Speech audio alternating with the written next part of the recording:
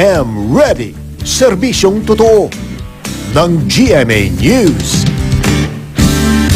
Lalong lumakas ang Tropical Storm Odette at para sa karagdagang update kaugnay sa lagay ng panahon, narito si GMA Weather Resident Meteorologist Nathaniel Cruz. Magandang umaga po, Mang Tani. Kara sa kabilangan ng paglakas ng bagyong Odette, walang itinaas na public storm warning signal ang Pag-asa sa alinmang bahagi ng bansa. Yan ay dahil sa di kabilisang kilos ng bagyo. Huling namataan ng sentro ng bagyo sa layong 790 kilometers sa may silangan ng Tuguegarao City kaninang madaling araw. At taglay nito ngayon ang lakas ng hangin umaabot na sa 85 kilometers per hour near the center at bugsong hanggang 100 kilometers per hour. Kumikilos ito pakanluran sa bilis na 9 kilometers per hour.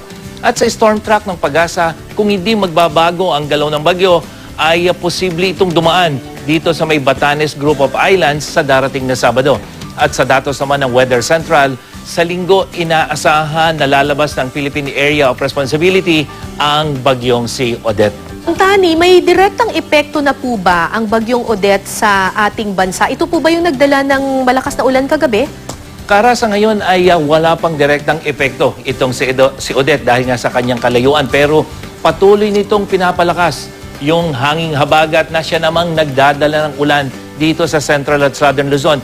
Kasama na yung pag-ulan dito sa Metro Manila kagabi, maging sa buong Visayas at dyan sa ibang bahagi ng Mindanao ayon sa Pag-asa. Kaya pinag-iingat mula sa banta ng baha at landslides ang mga taga Zambales, Bataan, Cavite, Batangas at Mindoro provinces na makakaranas naman ng katamtaman hanggang sa misay malakas sa pag-ulan at thunderstorm. At sa datos ng Weather Central, magkakaroon ng mahina hanggang katamtamang ulan at thunderstorm ang central at southern sections of Luzon. At dito sa Metro Manila, mananatiling maulap hanggang sa makulimlimang papawirin na sasambahan ng ambon o mahinang ulan hanggang pagdating ng hapon yan. At makakaranas din ng ulang dulot ng habagat ang Visayas, lalong-lalo na dito sa may western section, itong Iloilo, Bacolod, Tagbilaran, hanggang dito sa may eastern part.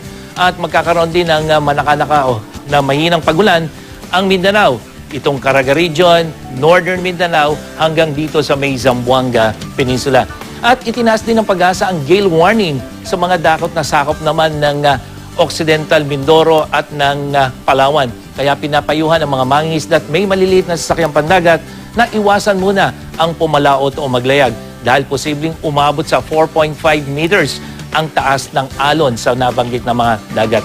At yan ang latest mula sa GMA Weather. Para sa iba pang update, bisitahin ang GMA Weather webpage, Twitter at Facebook page. Ako po si Nathaniel Cruz para sa I Am Ready, serbisyong totoo ng GMA News. Maraming salamat po, Ginoong Nathaniel Cruz, GMA Weather Resident Meteorologist.